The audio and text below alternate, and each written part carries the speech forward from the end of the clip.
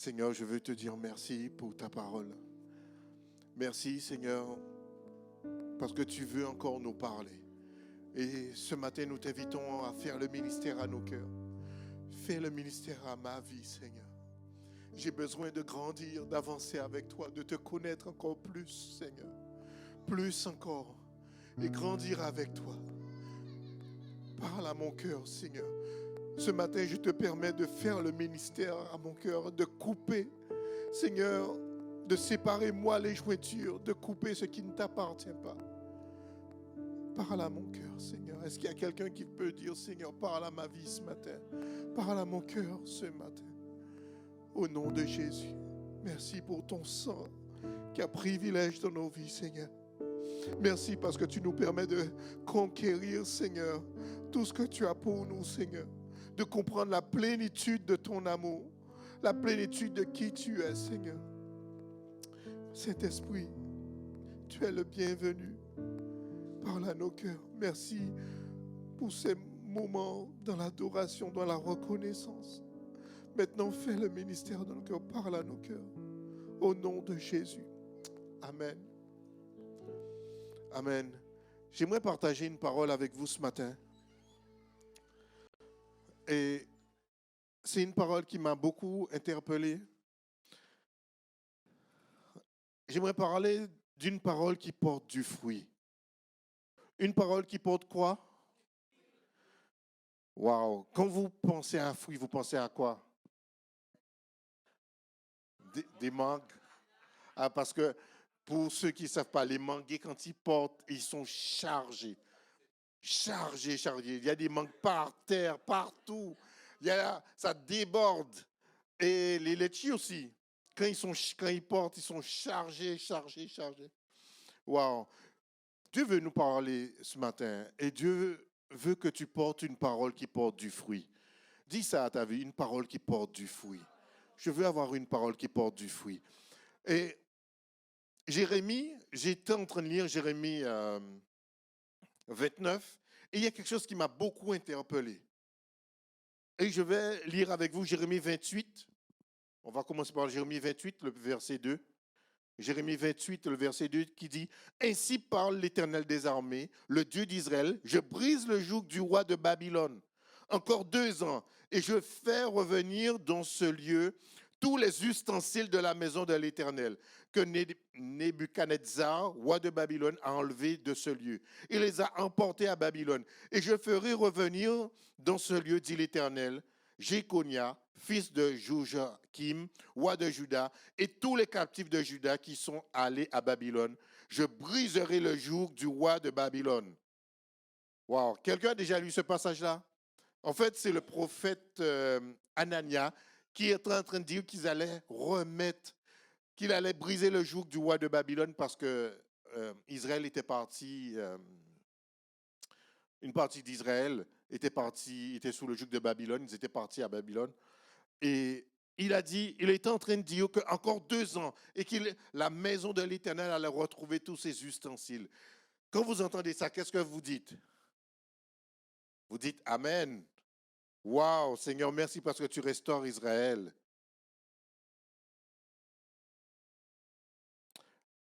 Alors, je ne vous réponds pas. Je me dis, Seigneur, c'est paraît une très bonne parole. Que ta maison va retrouver ses ustensiles, qu'il va encore avoir de la vie à Jérusalem, qu'on va sacrifier. Mais Anania qui avait prophétisé, et il y avait beaucoup de prophètes, et Jérémie a reçu cette parole du Seigneur.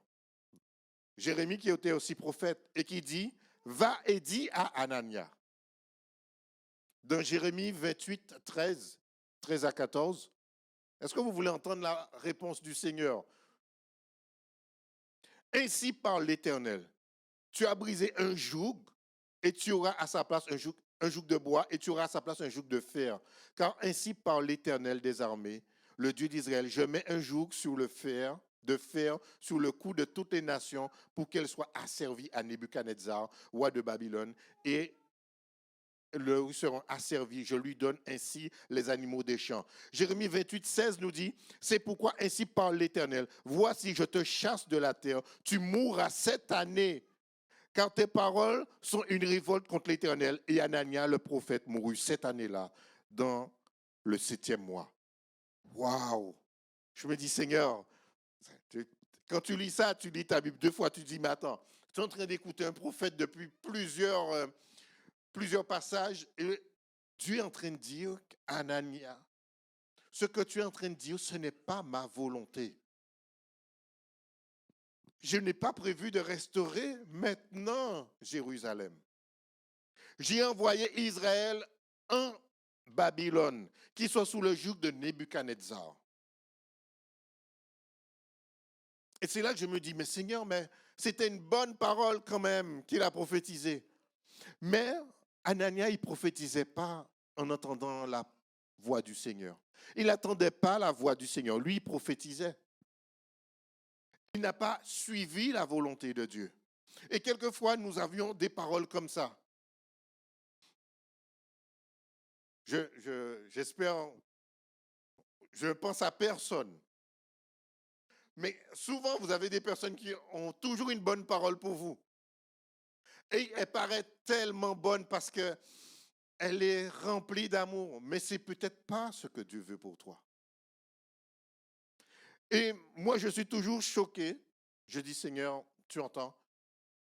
C'est que ta volonté s'accomplisse. Je suis toujours choqué. Pourquoi? Parce que certaines fois, vous entendez des paroles qui sont mielleuses à l'oreille. Mais ce n'est pas ce que Dieu veut. On va revenir dessus tout à l'heure.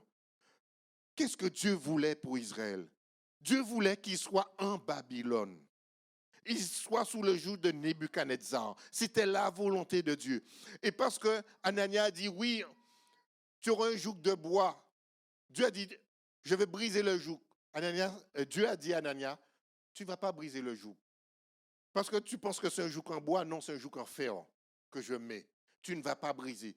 Israël sera en Babylone. Waouh! J'ai dit, mais Seigneur, Israël est sorti d'Égypte et rentré dans la terre promise. Et là, tu amènes Israël en Babylone. Mais pourquoi? Mais pourquoi? Parce qu'ils n'ont pas obéi. Ils ont suivi d'autres dieux, etc. Vous connaissez l'histoire. Et Dieu les a mis sous un joug de Babylone.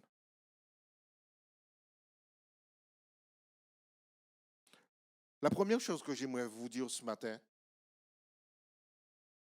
c'est que tu dois chercher la volonté de Dieu. Parce qu'une parole contraire à la volonté de Dieu n'amène pas de fruits. Anania, ce qu'il avait fait, il a prophétisé, je ne sais pas par quelle inspiration, mais ce n'était pas l'inspiration de Dieu. Et Dieu ne lui a pas donné cette parole-là. C'était une parole qui était contraire à la volonté de Dieu. Si tu veux porter du fruit cette année, l'année 2026 est devant nous. On est à la porte de l'année là. L'année 2026 est devant nous. Si tu veux porter du fruit, tu dois chercher la volonté de Dieu. Il y a des gens qui cherchent partout, qui frappent à toutes les portes. Ce n'est pas comme ça. Tu dois chercher la volonté de Dieu. Chercher ce qui plaît à Dieu. Et qu'est-ce qui plaisait à Dieu à ce moment-là? Qu'Israël soit en Babylone. C'était la volonté de Dieu. Peut-être que tu ne vois pas que tu pourras porter du fruit en Babylone. Mais Dieu dit oui, là, parce que tu es mon peuple, tu es mon fils, tu es ma fille. J'aimerais te dire que quel que soit là où tu es, tu dois porter du fruit. Le fruit que tu portes ne dépend pas d'où tu es.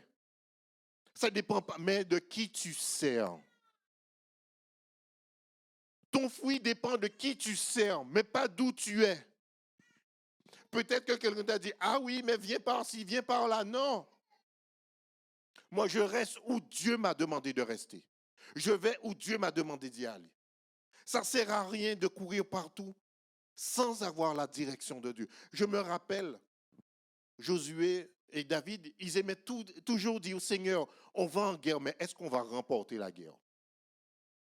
Parce que moi, ils ne vont pas en guerre si tu ne viens pas avec nous. Seigneur, si tu ne viens pas avec moi, moi, je ne vais pas en guerre. J'aimerais te dire que tu dois rechercher une parole qui vient de Dieu. Pas une parole qui sort d'un intérêt personnel. Anania, peut-être qu'il voulait être bien vu en Jérusalem. Peut-être qu'il voulait chercher une vaine gloire. Il a prophétisé quelque chose qui semblait bon. Ça avait l'odeur, mais ça n'avait pas le goût. Vous avez déjà senti ça? Bon, les bons plats. Après, vous tombez sur un clou de girofle. Aïe, aïe, aïe. Le girofle, c'est bon quand on ne tombe pas dessus. Ou la coriandre.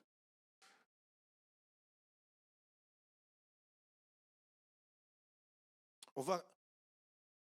Pourquoi Dieu voulait? Pourquoi Dieu voulait qu'Israël soit en Babylone? Pour porter du fruit. Je ne sais pas, est-ce que c'est l'arrière-saison que Dieu était déjà en train de préparer? Mais Dieu a dit que Dieu est en train de faire comprendre à Israël que là où tu es, ce qui compte, c'est ma présence. C'est ma présence qui compte. On va développer tout ça tout à l'heure. Dans Matthieu 12, il dit, ou dites que l'arbre est bon, ou que son fruit est bon, ou dites que l'arbre est mauvais et que son fruit est mauvais, car on connaît l'arbre par le fruit. Waouh! Cette parole-là m'a beaucoup impacté. Pourquoi? Parce que on a le choix. Quand on parle pour porter du fruit, on a le choix. C'est soit on fait une bonne semence pour porter du fruit, soit non. On a le choix de la source. Soit on sort dans le verset, je n'ai pas donné la référence, mais c'est Matthieu 12, 33. Et le verset 35 dit, l'homme bon tire de bonnes choses de son bon trésor et l'homme méchant tire de mauvaises choses de son mauvais trésor. Ça veut dire que nous avons le choix de tirer une bonne parole de notre bon trésor. Quand tu sors quelque chose de ton mauvais trésor, ça ne portera pas du fruit. Et Anania, lui, il a sorti une parole de son mauvais trésor. Il n'a pas renouvelé son âme, il n'a pas renouvelé son cœur. Il prophétisait, mais pas au nom de l'Éternel. D'autres passages disent que beaucoup, dans Jérémie, beaucoup de prophètes ont parlé, mais qui ont prophétisé en mon nom des choses que je ne leur ai pas demandées.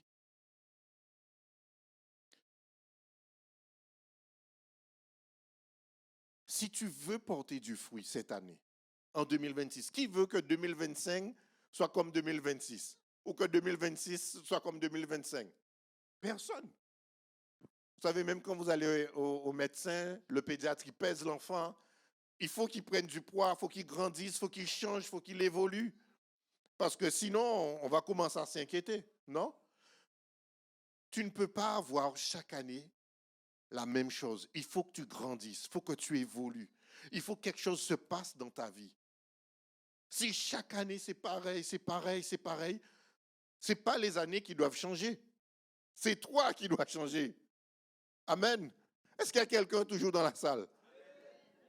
Ah, j'avais l'impression qu'il n'y avait plus personne. Il faut que c'est toi qui changes.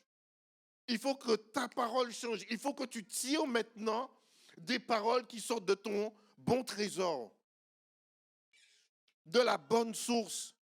Jésus était dans Matthieu 12, il était en train de parler à des pharisiens qui étaient toujours en train de dire des mauvaises choses. Et là, il était en train de dire quelque chose de très violent quand même.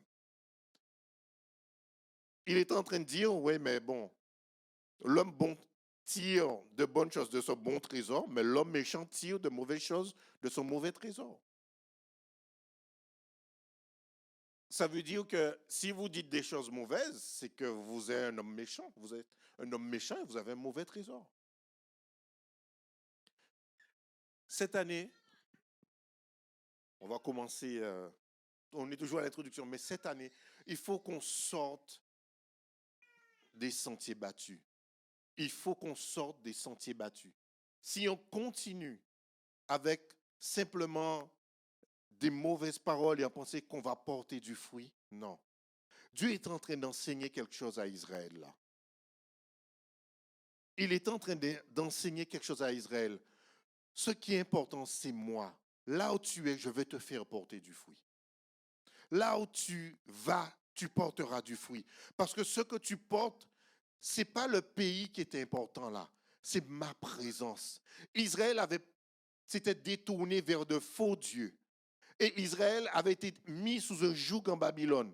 Mais Dieu est en train de dire, mais Israël, ce n'est pas grave si tu n'es pas sous la terre. Mais je t'apprends une nouvelle chose. Si toi, tu te déplaces, je me déplace. Est-ce que tu comprends ça? Si tu te déplaces, Dieu se déplace avec toi. Dieu est avec toi. Dieu va pourvoir à tes besoins, pourvoir à tes projets. La présence de Dieu, c'était ça la vraie richesse.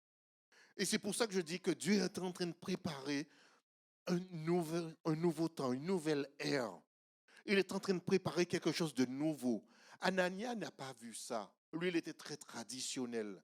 Il n'a pas vu que Dieu est en train de préparer quelque chose de nouveau.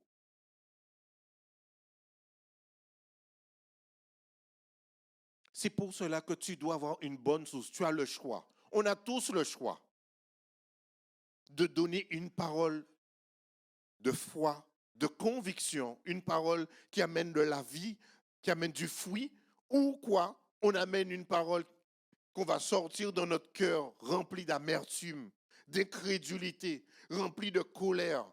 On a le choix de nos paroles. Jésus est en train de dire ça, que tu as le choix de tes paroles. Tu as le choix. Est-ce que tu veux créer ou est-ce que tu veux détruire? Le verset 36 dit, je vous le dis, au jour du jugement, des hommes rendront compte de toute parole vaine qu'ils auront proférée. Car par tes paroles, tu seras justifié, par tes paroles, tu seras condamné. Cette parole est dure. Mais c'est pour comprendre que si nous voulons grandir, on doit avoir des paroles qui amènent la vie, qui portent du fruit, des paroles qui portent du fruit. Est-ce que vous voulez entendre la suite? Jérémie 29. Alors on va lire maintenant Jérémie 29. C'est un passage que je vous ai déjà lu, mais que j'aime beaucoup et que j'ai repris depuis le début. Jérémie 29, on peut lire à partir du verset 1. Là, on a entendu le prophète Anania qui avait prophétisé des choses qui étaient contraires à la parole de Dieu. Allons entendre maintenant ce que Dieu a dit à Jérémie. Voici le contenu de la lettre que Jérémie, le prophète, envoya de Jérusalem au reste des anciens en captivité. Donc, il a écrit une lettre de Jérusalem pour ceux qui étaient en captivité en Babylone, aux sacrificateurs, aux prophètes et à tout le peuple que Nebuchadnezzar avait emmené captif de Jérusalem à Babylone. Après que le roi Jéconia, la reine, les eunuques, les chefs de Juda, de Jérusalem, les charpentiers, les serruriers furent sortis de Jérusalem, il l'a remis à Éléazar, fils de Shapham. Waouh! J'espère que vous prenez vos prénoms un peu plus modernes. Maria et fils Ilkisha, oh là là, envoyé à Babylone par Sédécias, roi de Juda, auprès de Nebuchadnezzar, roi de Babylone. Elle était ainsi conçue. Ainsi parle l'Éternel des armées. Alors on va entendre c'est quoi? Qu'est-ce que Dieu voulait à Israël pour les avoir envoyés en Babylone? Ainsi parle l'Éternel des armées, le Dieu d'Israël et de Babylone. À tous les captifs que j'ai emmenés à Jérusalem, à Babylone, de Jérusalem à Babylone, bâtissez des maisons, habitez-les, plantez des jardins, mangez-en les fruits, prenez des femmes, engendrez des fils et des filles, prenez des femmes pour vos fils, donnez des maris à vos filles, afin qu'elles enfantent des fils et des filles. Multipliez là où vous êtes, ne diminuez pas. Recherchez le bien de la ville où je vous ai emmené en captivité et priez l'Éternel en sa faveur, parce que votre bonheur dépend du sien. Est-ce que c'est la bénédiction de l'Éternel qui enrichit? Est-ce que c'est ce que Dieu veut pour ta vie? Mais je ne vous entends pas. C'est ce que Dieu veut pour ta vie, là où tu es. Que tu puisses prendre des maisons, les habiter, que tu puisses te multiplier là où tu es. Là où tu es, que tu puisses grandir, avoir des enfants, que tes enfants aient une génération aussi. C'est ce que Dieu veut pour toi. Il ne t'a pas envoyé pour être malheureux, pour être je suis en captivité. Ah, la vie est dure. 2025 était difficile. Ce n'est pas le bureau des pleurs ici, hein? Ce n'est pas le bureau des pleurs. Ah, c'était difficile. Bien sûr, c'était difficile, mais attache-toi à ce que Dieu dit. Ou plutôt, tu veux t'attacher à ce qu'Anania dit. Ce que Dieu dit, c'est qu'il va te faire prospérer là où tu es. Il va te faire grandir. Il va te multiplier.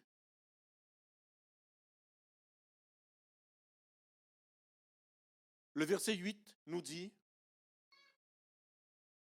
car ainsi parle l'Éternel des armées, le Dieu d'Israël, ne vous laissez pas tromper par vos prophètes qui sont au milieu de vous, par vos devins. N'écoutez pas vos songeurs dont vous provoquez les songes, car c'est le mensonge que prophétise en mon nom. Je ne les ai point envoyés, dit l'Éternel. C'est la bénédiction de Dieu qui enrichit. Et elle ne fait suivre d'aucun chagrin. Et en lisant ça, je me dis, Seigneur, tellement de fois, on a écouté notre propre âme. On a écouté notre propre pensée en disant qu'on ne va pas y arriver, ça va être difficile, mais dans quelques années, ça ira. Dans quelques années, ça ira. C'est un mensonge, ça. C'est maintenant. Ce n'est pas biblique dans quelques années. Il dit maintenant. Je veux que tu sois béni. Je veux que tu sois prospère. Je veux que tu te multiplies. Je veux que ta cellule se multiplie. Je veux que ton ministère se multiplie. Je veux maintenant. C'est ce que Dieu veut pour nous. Est-ce qu'il y a quelqu'un pour se saisir de cette parole? Est-ce qu'il y a quelqu'un qui dit, cette parole, c'est pour moi? Est-ce qu'on peut le confesser?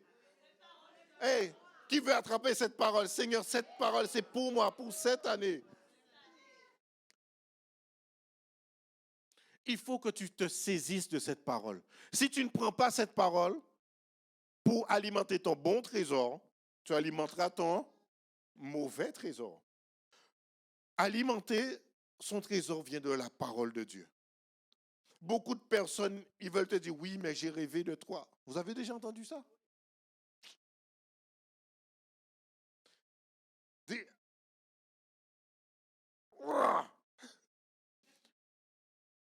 Je suis d'accord. Dieu parle à travers des songes. Amen.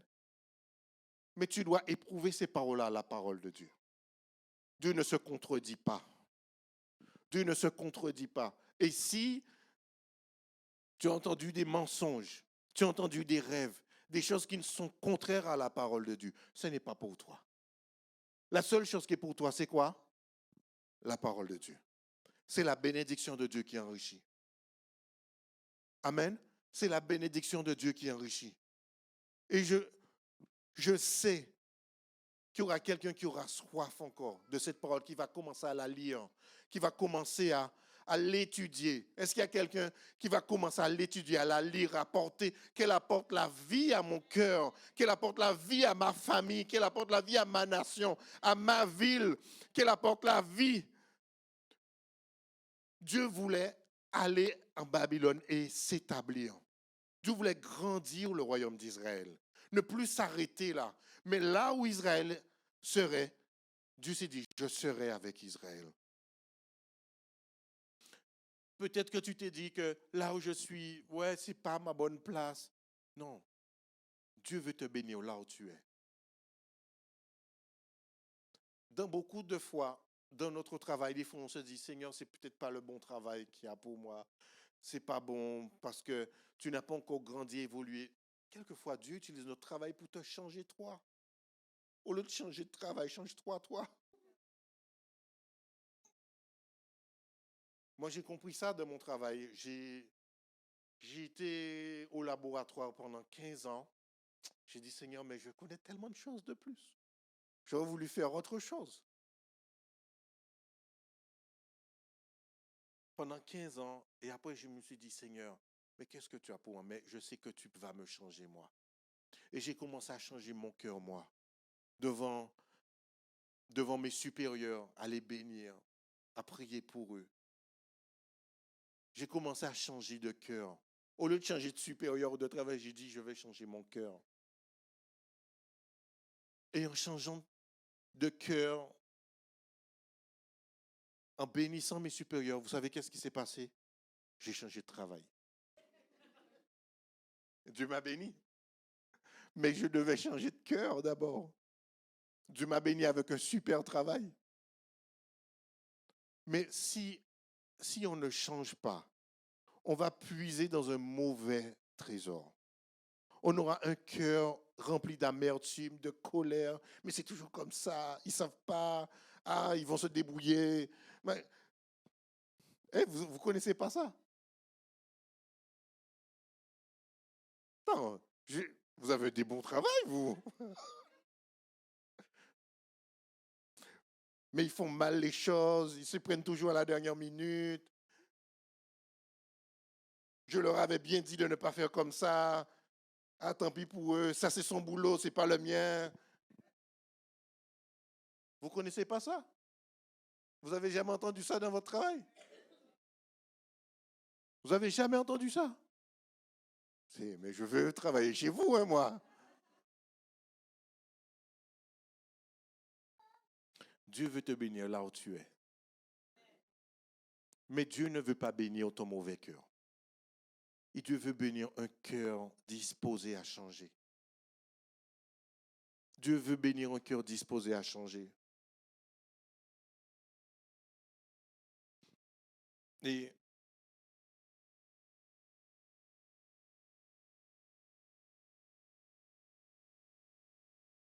le verset 11 nous dit, car je connais les projets que j'ai formés sur vous, dit l'Éternel. Les projets de paix et non de malheur.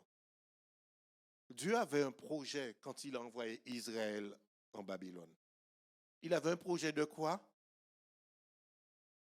Non, mais un projet de quoi? De paix et non de malheur. Un projet de paix dans un pays en guerre. Il avait des projets de paix. Waouh! Quelqu'un qui vient te prendre chez toi, t'amener à Babylone, mais il avait des projets de paix. Ce que Dieu fait, est-ce que vous avez déjà vu quelque chose qui était naturel? Tout ce que Dieu fait est spirituel, on ne le comprend pas. On ne peut pas le comprendre avec notre pensée charnelle.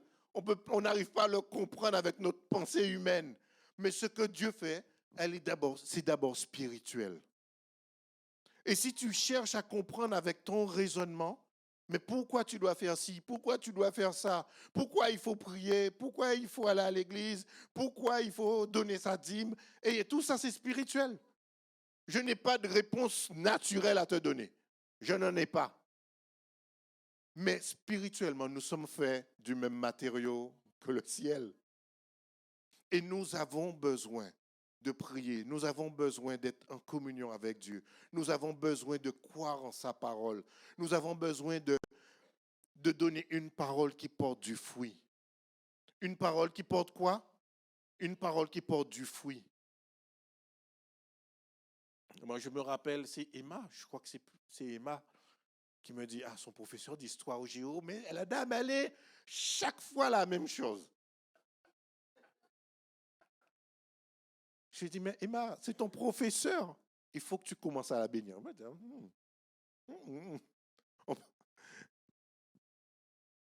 Genre, on ne peut pas bénir quelqu'un comme ça.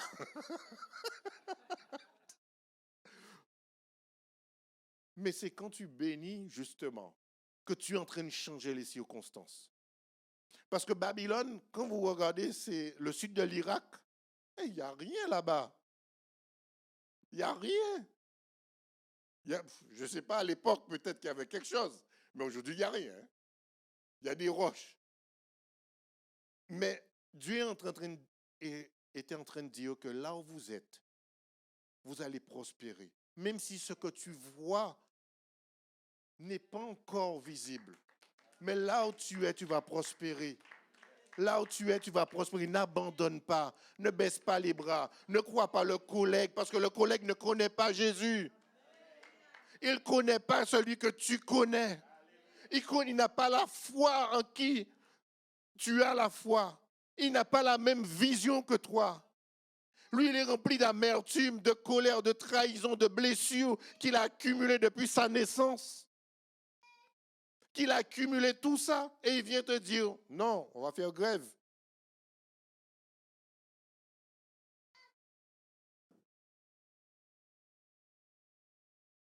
Mais toi qui as été renouvelé et tu connais Jésus, c'est le plus important.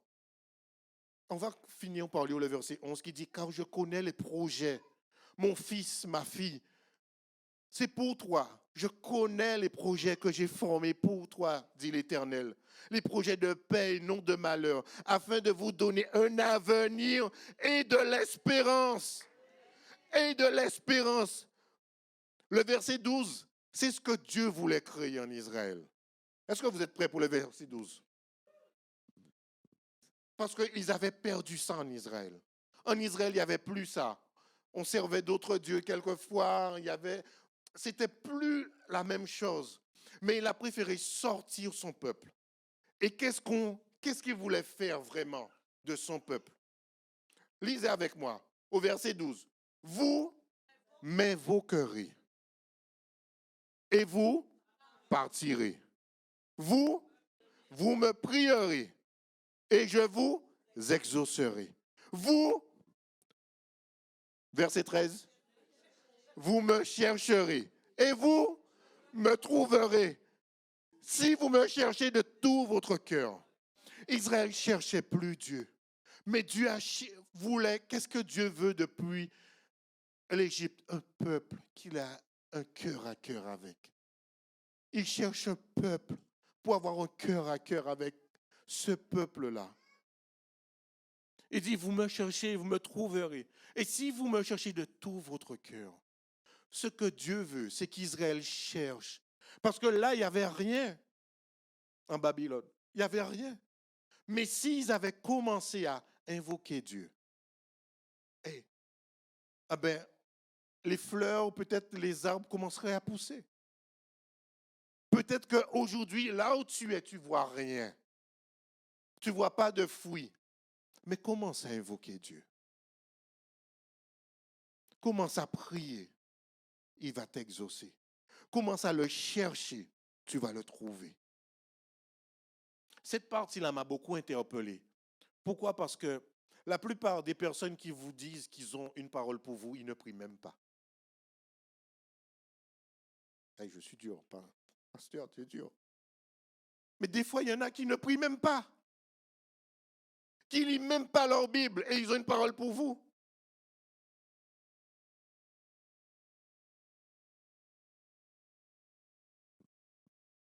Le cœur de Dieu se trouve dans son cœur. Si vous ne comprenez pas, nous devons chercher la présence de Dieu. Chercher son cœur, chercher sa présence.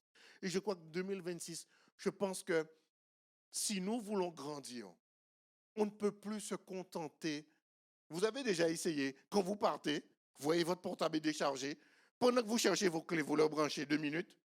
Ça sert à quelque chose? Ça vous a déjà arrivé? Si ça, à qui ça a marché? 2 minutes. Vous marchez, mais, mais c'est ce qu'on fait. Le matin, on dit, Seigneur, je vais me connecter 2 minutes avec toi, et après je pars. Mais si on veut porter du fruit, on doit être connecté avec la source. On doit se connecter avec la source. On doit se connecter avec Dieu. On doit se connecter, passer du temps dans la prière. Pas à demander, mais peut-être à l'adorer, à changer nos cœurs, à changer nos vies. Et quand on passe du temps, c'est tellement précieux. Ça n'a aucune valeur aucune valeur comparable sur la terre. Il n'y a pas de trésor comparable sur la terre. La présence de Dieu, c'est ce que nous devons chercher chaque jour. Chercher la présence de Dieu chaque jour. Chaque jour. Le pasteur César, il disait, est-ce que vous êtes prêts? Je ne sais pas si vous êtes prêts à cette parole-là. Le pasteur César il disait que nous devons prier 2h30 par jour. 2h30 par jour. Bon, ça ne veut pas dire d'affilée, peut-être 1h30 le matin, 1h30 le soir, je ne sais pas. Mais 2h30 par jour. Et qui est prêt à relever le défi? Il y a certains qui ont relevé le défi de lire la Bible cette année, 2025. Et qui est prêt à relever le défi pour 2026? On va porter du fruit là où on est.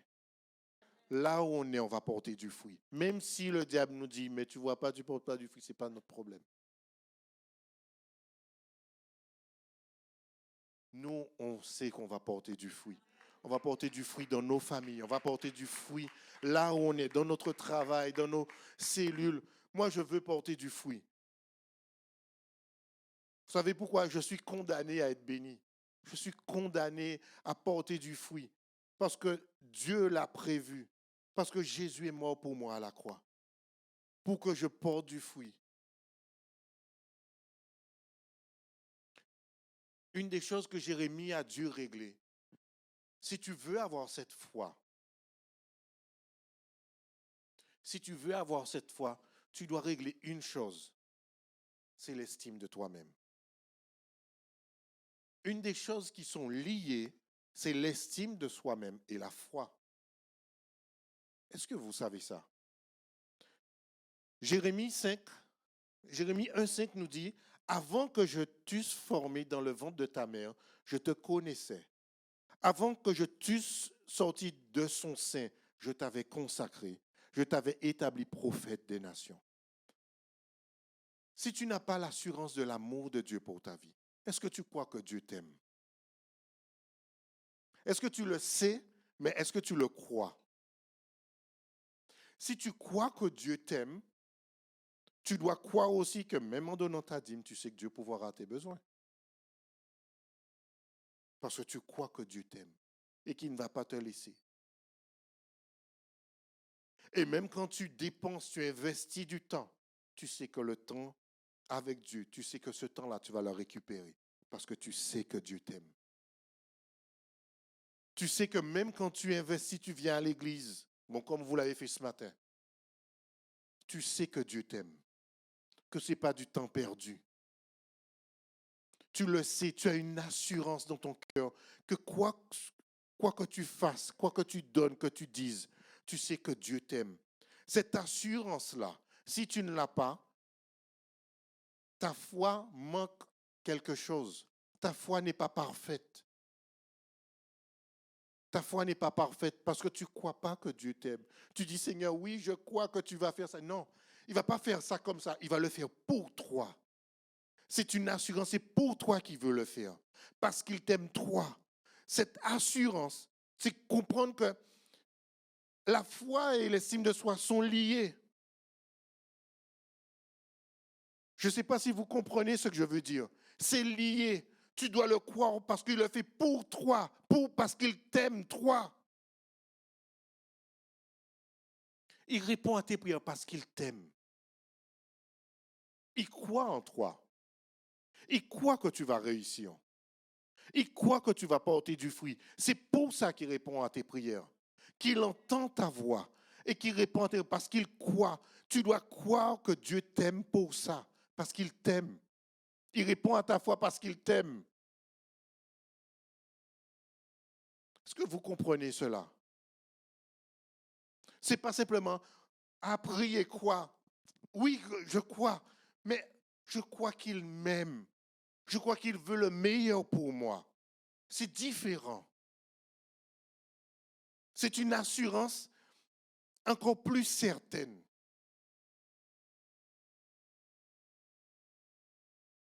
Il le fait parce qu'il t'aime toi. Et Jérémie, pourquoi je suis revenu dessus? Parce que Jérémie était un prophète comme Anania. C'était un prophète comme Anania. Mais pourquoi lui, il a prophétisé quelque chose qui vient de Dieu et Anania non? Pourquoi? Il n'avait pas cette assurance-là. Jérémie, lui, savait que avant même qu'il fût formé, que Dieu l'aimait déjà. Il avait l'assurance que Dieu l'aime. Si tu n'as pas cette assurance-là, tu dois rechercher cette assurance-là. Comme mon épouse l'a partagé tout à l'heure, que cet amour-là, c'est tout ce dont nous avons besoin. C'est de savoir que Dieu nous aime. Si Dieu t'aime, et je sais qu'il t'aime, je sais qu'il t'aime, il te fera prospérer dans tout ce que tu vas entreprendre. Est-ce que tu comprends ça ce matin? Tu comprends ça? L'estime de soi est liée à ta foi. Si tu as une mauvaise estime de toi-même, tu ne croiras pas. Tu dis qu'il va le faire peut-être pour quelqu'un d'autre, mais pour toi, tu ne croiras pas.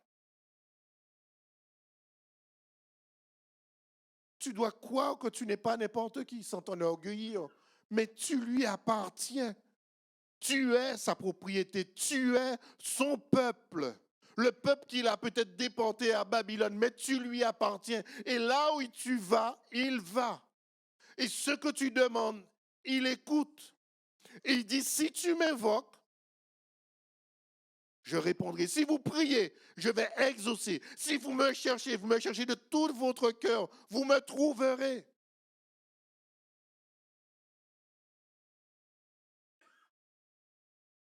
Je crois que ce matin, on doit purifier nos lèvres. Pourquoi? Parce qu'on a dit trop de choses des fois, qui sont contraires à ce que Dieu veut pour nous. Qui croit que Dieu veut le bénir? Dieu veut changer sa vie. Vous savez, Dieu ne peut pas bénir une partie de ta vie. Il bénit toute ta vie. Il ne veut pas bénir une partie, il veut bénir toute ta vie. Tu ne peux pas marcher avec des manques. Frido. Tu ne peux pas marcher avec des manques.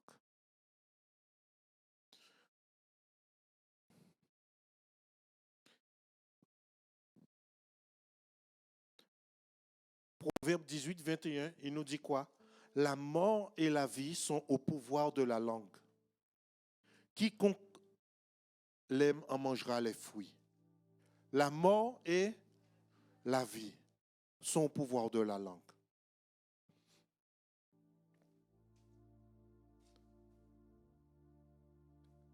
Jésus a terminé sur ce passage-là. Je vous le dis, au jour du jugement, les hommes rendront compte de toute parole vaine qu'ils auront proférée.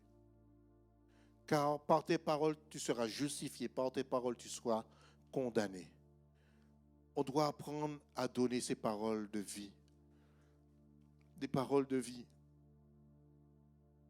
Je me rappelle, peut-être que je vous ai déjà parlé de tous mes enfants. Je me rappelle pour Zach, le dernier, mon épouse avait fait un malaise. Elle était à son deuxième malaise pendant son travail. Et la sage-femme lui disait, Madame, si votre enfant sort maintenant, je ne pourrai pas le sauver. Et quand je suis arrivé, je dis alors, qu'est-ce qui se passe? Je dis, mais elle m'a dit ça. Elle m'a dit, non. Je dis, tout ira bien. Tout ira bien. Parce que la bénédiction de Dieu n'est suivie d'aucun chagrin. Et simplement en m'entendant, la sage-femme m'a dit, ah ouais, c'est ce que je voulais entendre. C'est ça qu'il faut dire.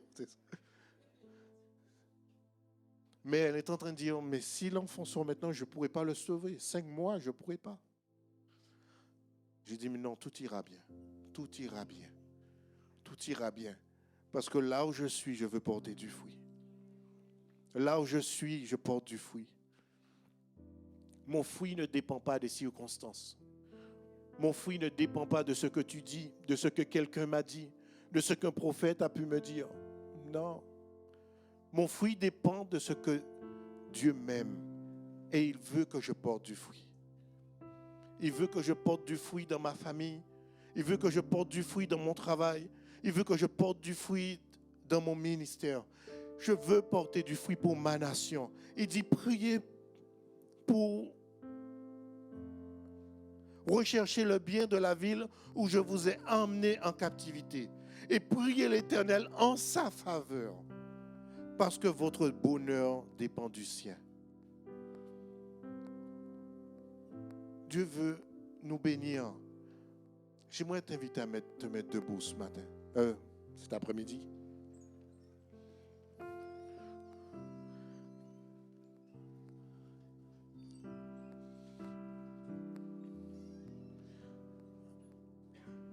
J'aimerais te dire une parole ce matin.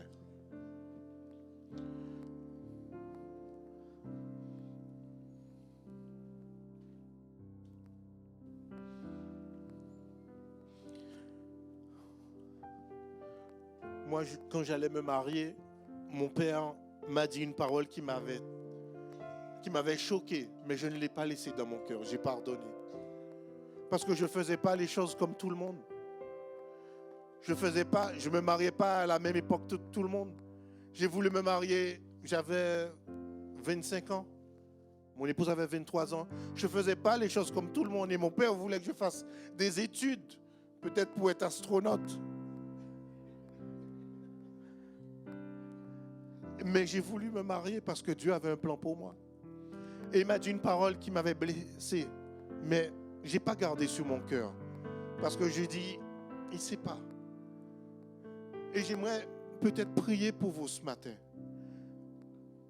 Vous dire que peut-être qu'il y a quelqu'un qui vous a dit quelque chose qui vous a blessé.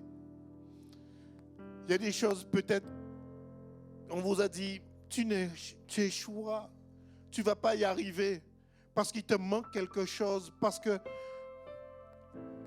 ce que tu fais là n'est pas bien. Il y a une parole, peut-être que tu as reçue dans ton cœur, et que tu ne t'es pas défait. J'aimerais te dire ce matin, sois défait de cette parole. Sois défait de cette parole.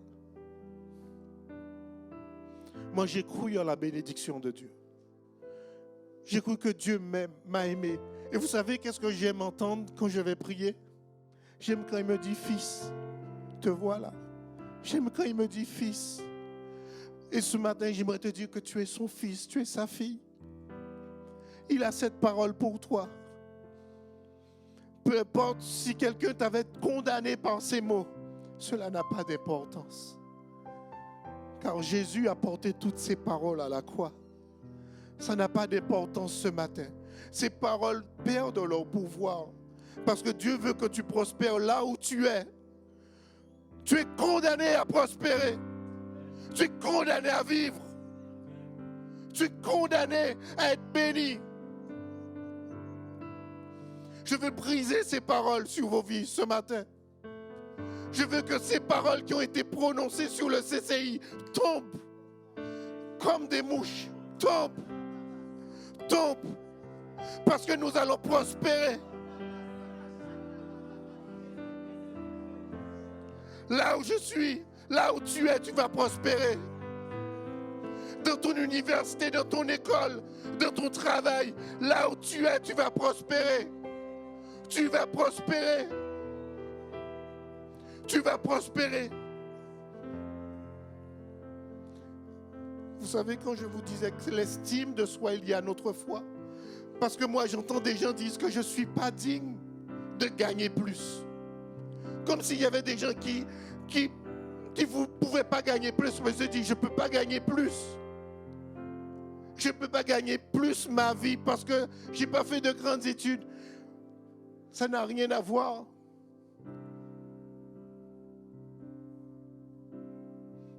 Dans ma famille, je ne veux pas citer de nom. Dans ma famille, j'ai des gens qui ont un BEP qui touche 10 000 euros. Je connais dans ma famille des gens qui ne sont pas allés plus loin que le CAP qui gagnaient plus que médecin. Je connais au moins 2-3 personnes dans ma famille. Ça n'a rien à voir. Si tu crois que Dieu t'aime, il pourvoira tous tes besoins. Quoi qu'il t'aime, le prix a été trop grand. Le prix à la croix a été trop grand pour que tu n'y crois pas aujourd'hui. Crois en son amour. J'aimerais, ferme tes yeux ce matin.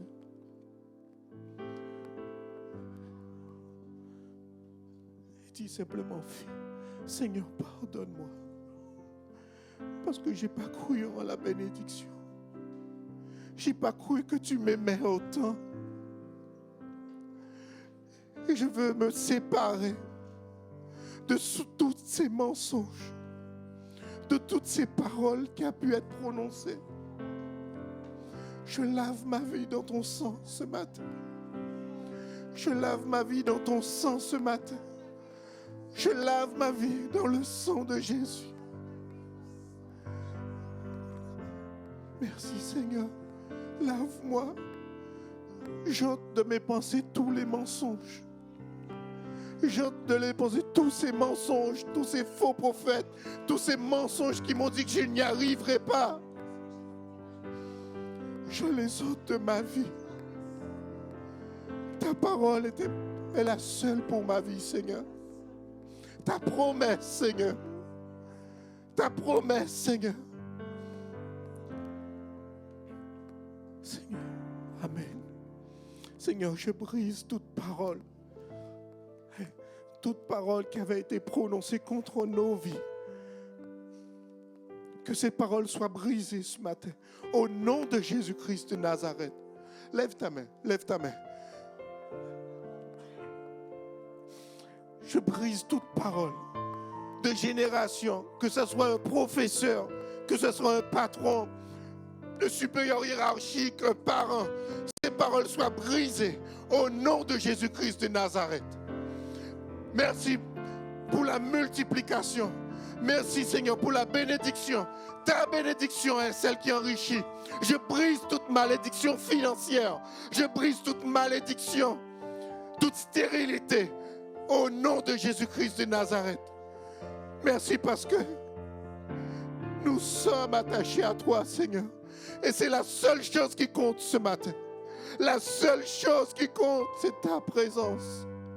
Ta présence Seigneur. Ta présence Seigneur. Ta présence, Seigneur.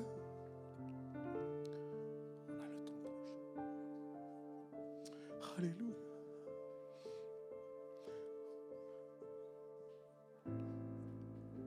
Quand tu lis un passage qui t'a vraiment marqué, souligne-le.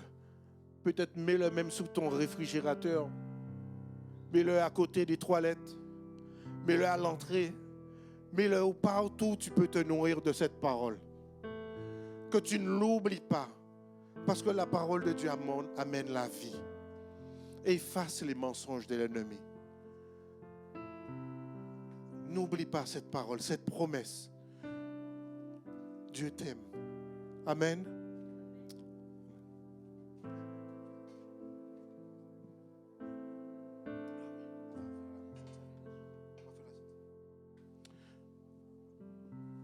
On va prier. Pasteur Rico, tu veux bien prier pour le pain, s'il te plaît? Alléluia. Mon Dieu, Père, éternel, notre roi, notre Seigneur, merci. Merci pour le pain de vie. Merci pour ton corps meurtri à la croix.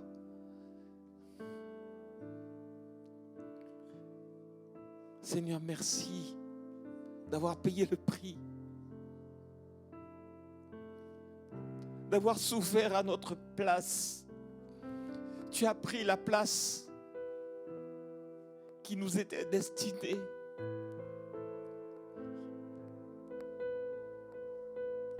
Tu as été, Seigneur, complètement lacéré dans ton corps. Merci. Merci pour ce pain, symbole de ton corps meurtri. Tu n'avais pas péché. Tu n'as commis aucun péché, mais tu as pris sur toi toute notre faute. Et Seigneur, te bénissons aussi pour ta parole qui nous fait grandir, qui nous fait, Seigneur, prospérer et qui nous amène, Seigneur, ta paix. Merci pour ton pardon. Merci, Saint-Esprit. Et merci pour ta parole qui nous fait grandir également. Que ton nom soit béni. Amen. Et amen. Amen. Seigneur, je te bénis, Seigneur, pour le sang versé. Sans effusion de ton sang, nous n'ayons pas accès à ton pardon, Seigneur. Que ton sang coule sur nos vies ce matin. Coule sur notre âme et notre esprit. Que ton sang lave et brise les chaînes, Seigneur.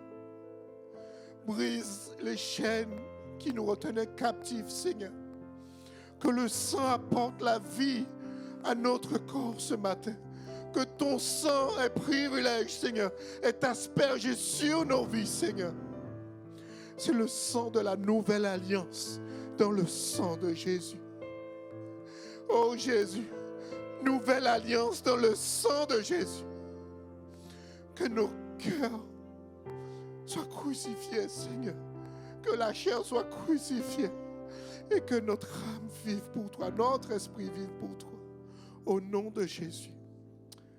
Amen. Est-ce qu'on peut pousser un grand cri? Je sais qu'il y a des gens qui veulent crier. Veulent crier la délivrance.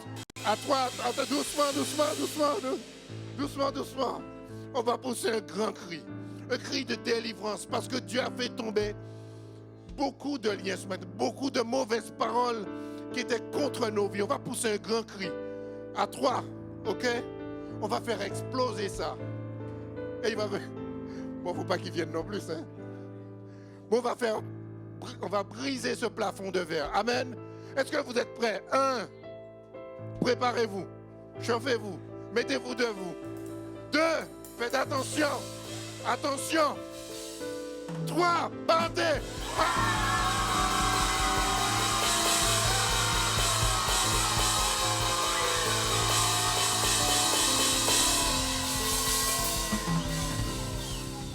Alléluia.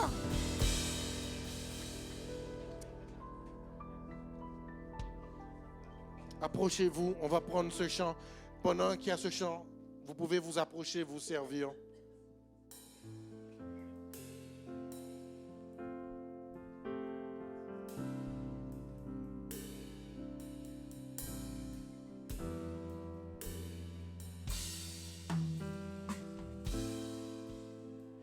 Voici mon autel, l'offrande c'est moi. Mais il n'y a que toi qui peux envoyer le feu.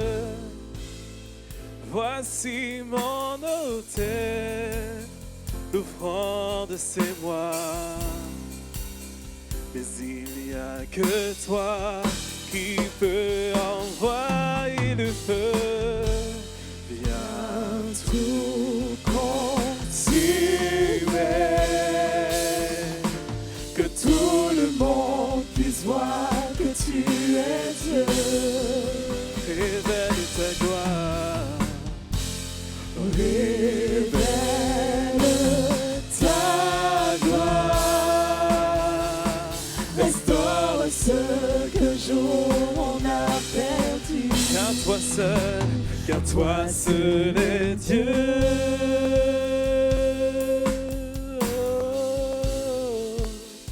Le seul véritable Dieu, nous te reconnaissons, Dieu.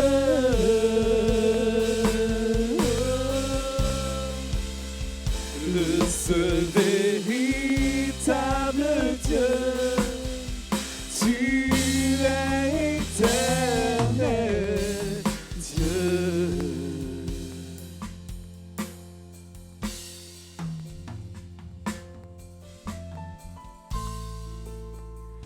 Voici mon autel, l'offrande c'est moi. Mais il n'y a que toi qui peux envoyer le feu. Voici mon autel, l'offrande c'est moi. Il n'y a que toi qui peux envoyer le feu. Viens tout consumer. Que tout le monde puisse voir que tu es Dieu. Révèle ta gloire. Révèle ta gloire. Restaure ce qu'un jour on a perdu. Car toi seul est Dieu.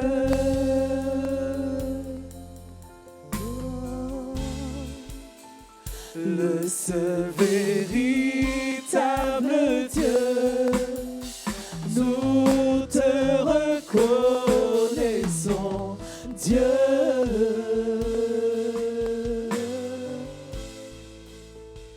Le seul véritable Dieu, tu es éternel, Dieu. Alléluia. Est-ce qu'on peut manger ensemble le pain qui symbolise le corps de Jésus qui a été meurtri pour nous? Merci Seigneur pour le pain.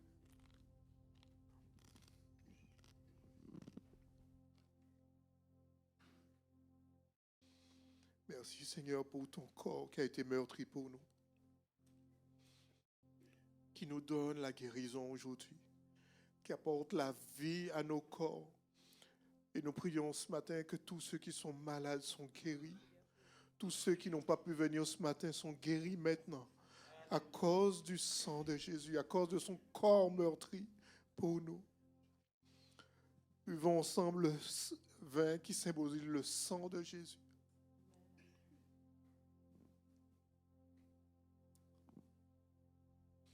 Merci pour ton sang, Seigneur, pour cette nouvelle alliance, Seigneur. Nous sommes liés à toi, Seigneur Jésus, dans cette nouvelle alliance.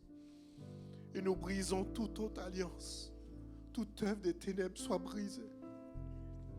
Merci pour la vie que tu nous donnes. Merci pour la vie que tu donnes au corps du CCI Paris. Au nom de Jésus. Amen. Amen. Soyez bénis. Passez une excellente journée. On se voit le mercredi, voilà, 31 à Pantin. Et vous avez l'adresse sur le flyer. Donc, soyez là. C'est à partir de quelle heure? C'est écrit dessus aussi. 20h30. D'accord? J'ai hâte de vous retrouver. On va proclamer aussi des paroles. On va proclamer que cette nouvelle année sera différente. On va créer la vie là où il n'y en avait pas. Amen. Amen. Soyez bénis.